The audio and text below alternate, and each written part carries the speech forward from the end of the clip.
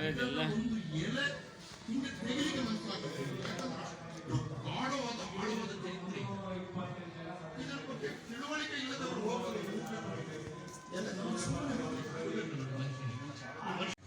ಪಡಿತರನೇ ಇನ್ನೊಂದು ಕಥೆಯನ್ನು ಕಟ್ಟಬೇಕು, ಒಂದು ದೊಡ್ಡ ಡ್ಯಾಮ್ ಮಾಡಬೇಕು ಅನ್ನೋದು ಕನಸು ಇನ್ನೂ ನನಸಾಗಿಲ್ಲ. ಅದು ನನಸಾಗಬೇಕು. ನಿಮ್ಮ ಪ್ರಯತ್ನಗಳು ಸಹ ಆ ದಿಕ್ಕಿನಲ್ಲಿರಬೇಕು. ನಿಮ್ಮ ವಿಚಾರಗಳು, ವೈಚಾರಿಕತೆ, ನಿಮ್ಮ ವಿಷಯಗಳು, ನಿಮ್ಮ ಚರ್ಚೆಗಳು ಅದು ಸಹ. ಯಾಕಪ್ಪ ಅಂತ ಹೇಳಿದ್ರೆ ನಾವು ಕೃಷಿ ಆಧಾರಿತ ಪ್ರದೇಶದಲ್ಲಿರ್ತಕ್ಕಂಥದ್ದು. ನಾವು ಎಷ್ಟು ಜನ ಕೃಷಿಯನ್ನು ನಂಬಿ ಜೀವನ ಮಾಡ್ತಾ ಇದ್ದೇವೆ, ಕೃಷಿಯನ್ನು ಅವಲಂಬಿಸಿದ್ದೇವೆ. ನಮ್ಮ ಬೇಕು ಬೇರೆಗಳೇನು, ನಾವೇನು ಇದ್ದೀವಿ, ನಮ್ಮ ಜೀವನ ಹೇಗಿದೆ, ನಾವು ಬದುಕ್ತಕ್ಕಂಥ ರೀತಿ ಹೇಗಿದೆ. ನಾವು ಈ ವ್ಯವಸ್ಥಿತವಾದ ನಗರೀಕರಣ ಪಾರ್ಶ್ವದ ಪ್ರಶಾಂತದಲ್ಲಿ ಪಾರ್ಶ್ವಕ್ಕೆ ಒಳಗಾಗಿ ನಾವು ನಮ್ಮ ಬದುಕನ್ನು ಕಟ್ಟಿಕೊಳ್ತಕ್ಕಂಥದ್ದು. ಒಂದು ಕಡೆ ಮಕ್ಕಳ ಬಗ್ಗೆ ಚಿಂತನೆ ಮಾಡಿ ನಾವು ನಗರ ಪ್ರದೇಶಕ್ಕೆ ಬರ್ತಕ್ಕಂಥದ್ದು.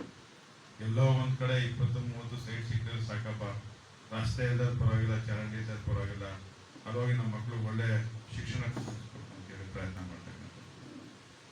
ಶಿಕ್ಷಣ ಒಂದೇ ನಮ್ಮ ಬದುಕನ್ನು ಹಸನ್ ಮಾಡ್ತಕ್ಕಂಥದ್ದು ಅನ್ನೋದು ಒಂದು ಕಡೆ ನಮ್ಮ ಬದುಕಿನ ಒಂದು ಪದ್ಧತಿ ಆದರೆ ನಿಟ್ಟಲ್ಲಿ ನಮ್ಮೆಲ್ಲ ಚಿಂತನೆಗಳಾಗಬೇಕು, ಎಲ್ಲ ಇದಾಗಬೇಕು. ಕುಡಿ ನೀರು ಕೊಟ್ಬಿಟ್ರೆ ಏನು ಸಮಸ್ಯೆ ಉಂಟಾಗೋದೇನಿಲ್ಲ. ಕುಡಿ ನೀರು ಇವತ್ತು ನಾವೇನಾಗಿದ್ದೀವಿ, ಬೆಂಗಳೂರು ಏನು ಮಾಡಿದೆ, ನಾವು ಏನು ಇವತ್ತು ನಾವು ಇಷ್ಟು ಚೆನ್ನಾಗಿದ್ದೀವಿ. 100ಕ್ಕೆ 60% ಭಾಗದ ಹಣ ಬರ್ತಕ್ಕಂಥದ್ದು ಬೆಂಗಳೂರಿಗೆ. ಯಾರು ಟ್ಯಾಕ್ಸ್ ಕಟ್ತಾ ಇದ್ವಿ? ಮನೆ ಟ್ಯಾಕ್ಸ್ ಎಷ್ಟು ಜನ ಕಟ್ತಾ ಇದ್ವಿ? ಮನೆ ಕಂದಾಯ ಎಷ್ಟು ಜನ ಕಟ್ತಾ ಇದ್ವಿ? ನಿಮ್ಮ ಕೃಷಿಗೆ ಸಂಬಂಧಪಟ್ಟಂತ ನಾವು ದಿನನಿತ್ಯದ ನಮ್ಮ ಬದುಕನ್ನು ಕಟ್ಕೊಳ್ತೀವಲ್ಲ, ನಮ್ಮ ಜಮೀನಿಗೆ ಎಷ್ಟು ಕಟ್ತಾ ಇದ್ವಿ ಟ್ಯಾಕ್ಸ್, ನೀರಿಗೆ ಎಷ್ಟು ಟ್ಯಾಕ್ಸ್ ಕಟ್ತಾ ಇದ್ವಿ? ಒಂದ್ಸಲ ಮೇಲ್ಕ್ ಹಾಕಿ. ಪೆನ್ಷನ್ ತಗೊಳ್ಳೋರು ಸರ್ಕಾರಿ ಬಿಟ್ಬಿಡಿ, ನಾವು ರೈತ ಕುಟುಂಬದವರು ನಾವೆಲ್ಲ ಮಾಡ್ತೀವಿ. ಸೌಲಭ್ಯಗಳು ಎಲ್ಲಿ ಕೊಡ್ತಾರೆ? ನಮ್ಮ ಶಿಕ್ಷಣದ ಅಗತ್ಯ ಎಲ್ಲಿ ಬರ್ತದೆ? ಇವತ್ತು ಖಾಸಗಿ ಶಾಲೆಗಳಿಗೆ ಎಷ್ಟು ದುಡ್ಡು ಕೊಡ್ತದೆ? 100ಕ್ಕೆ 99 ಭಾಗ ಅಂಗನವಾಡಿಯಿಂದಾನೆ ಬಂದವರು. ಆದ್ರೆ ನಮ್ಮ ಮಕ್ಕಳು ಮಾತ್ರ ಮಂಡಿಗೆ ಬರ್ಬೇಕು, ಮೈಸೂರಿಗೆ ಹೋಗ್ಬೇಕು, ಒಳ್ಳೆ ಸ್ಕೂಲಲ್ಲಿ ಓದ್ಬೇಕು, ಸಾಲ ಆದ್ರೂ ಪರವಾಗಿಲ್ಲ, ಮೈ ಮೇಲೆ ಒಡವೆ ಮಾಡ್ಕೊಂಡು ಮಾರ್ಕೊಂಡ್ರು ಪರವಾಗಿಲ್ಲ ಅಂತ ಯೋಚನೆ ಮಾಡ್ತೀವಿ. ಯಾಕೆ ಮಾಡಬಾರ್ದು? ನಾವು ಬದುಕು ಕಟ್ಕೋದಿಲ್ವ? ನಾವು ಬದುಕಿಲ್ವ? ನಾವು ಬಾಳಲಿಲ್ವ? ನಮ್ಮ ಮಕ್ಕಳು ಶಿಕ್ಷಣ ಕೊಡಿಸ್ತೀವ, ನಮ್ಮ ಅಪ್ಪ ನಮ್ಮ ಓದಿದ್ರು, ಅವರ ಅಪ್ಪ ಓದಿದ್ರು, ಎಲ್ಲ ಬದುಕಿನ ಕಟ್ಕೊಳ್ಳಿಲ್ಲ. ನಾವೇನು ನಿಂತಿದ್ವಿ? ಅವರು ಇರ್ತಕ್ಕಂಥ ವ್ಯವಸ್ಥೆಯಲ್ಲಿ ಬಹಳ ಸದೃಢವಾಗಿ ಒಳ್ಳೆ ಪುಷ್ಕಳವಾದ ಭೋಜನ ಮಾಡಿಕೊಂಡು ಪುಷ್ಕಳವಾಗಿ ದುಡಿದು ಎಲ್ಲ ಮಾಡ್ತಿದ್ರು. ಈ 3 ಹೊತ್ತಲ್ಲಿ 1 kg ಬಾಳ ತಿನ್ನೋರು ಎಷ್ಟು ಜನ ಇದ್ದಾರೆ ಹೇಳಿ, ಯೋಚನೆ ಮಾಡಿ. 3 ಹೊತ್ತಲ್ಲಿ 3 ಟೈಮು ಅವರು ತಿಂದು ಅರಗಿಸ್ತಾ ಇದ್ದವರು. ಎಷ್ಟು ಜನ ನಾವು ನಮ್ಮ ಆರೋಗ್ಯ ಚೆನ್ನಾಗಿ ನೋಡಿಕೊಂಡಿದ್ದೀರಿ? ನಮ್ಮ ಆರೋಗ್ಯದ ಬಗ್ಗೆ ಎಷ್ಟು ಜನ ನಾವು ಗಮನ ಹರಿಸ್ತೀವಿ? 40 ವರ್ಷದ ತನಕ ನಾವು ಯೋಚನೆ ಮಾಡೋದಿಲ್ಲ. 40 ವರ್ಷದ ಆದ್ಮೇಲೆ ಹಾಸ್ಪಿಟ್ಲ್ಗೆ ಹೋಗೋದು ಬಿಡೋದೇ ಇಲ್ಲ. ನನ್ನ ಅದೇ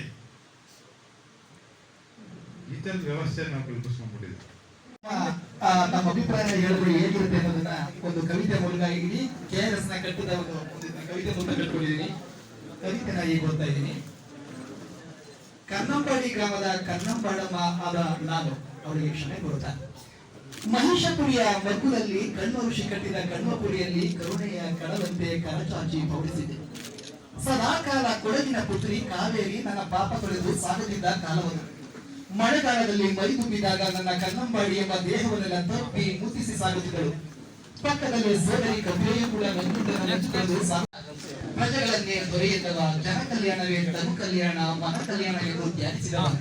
ನನ್ನಪ್ಪ ಕಣ್ಣುರುಷಿಯಾಗಿದ್ದು ಟಿಪ್ಪು ನಾಲ್ವಡಿ ಕನಸಿಗೆ ಕ್ಯಾಪ್ಟನ್ ದಾಸ್ ಎಂಬ ಅಭಿಯಂತರನೊಬ್ಬ ಅಡಿಪಾಯಾಗಿದ್ದ. ಕೊನೆಗೆ ಕನ್ನಂಬಾಡಿಗೆ ಪ್ರಾಣತ್ಯಾಗವೇ ಮಾಡಿಬಿಟ್ಟ. ಈಗ ಕೊನೆಯದಾಗಿ ಅಧ್ಯಕ್ಷರ ಭಾಷಣ ಶ್ರೀ ನಿಶ್ಚಲಾನಂದ ಸ್ವಾಮೀಜಿ, ಪೀಠಾಧ್ಯಕ್ಷರು ವಿಶ್ವ ಒಕ್ಕಲಿಗರ ಮಹಾಸಂಸ್ಥಾನ ಮಠ ಕೆಂಗೇರಿ. ಪೂಜ್ಯ ಶ್ರೀ ಡಾಕ್ಟರ್ ಬಾಲಗಂಗಾಧರನಾಥ ಮಹಾಸ್ವಾಮೀಜಿಯವರ ದಿವ್ಯ ಚೈತನ್ಯಕ್ಕೆ ಸಾಷ್ಟಾಂಗ ನಮಸ್ಕಾರಗಳು ಸಲ್ಲಿಸ್ತೇನೆ. ವಿಶ್ವಪ್ರಿಯ ಮಹಾಸಂಸ್ಥಾನ ಮಟ್ಟದ ಸಂಸ್ಥಾಪಕ ಪೀಠಾಧ್ಯಕ್ಷರು ನನ್ನ ಗುರುಗಳಾದ ಪರಮಪೂಜ್ಯ ಜಗದ್ಗುರು ಶ್ರೀ ಶ್ರೀ ಕುಮಾರ ಚಂದ್ರಶೇಖರನಾಥ ಮಹಾಸ್ವಾಮೀಜಿಯವರಿಗೆ ಪೂರ್ವಕವಾಗಿ ಆ ದಿವ್ಯ ಚೈತನ್ಯಕ್ಕೆ ನಾನು ಸಾಷ್ಟಾಂಗ ನಮಸ್ಕಾರಗಳು ಸಲ್ಲಿಸ್ತೇನೆ. ಈ ದಿನ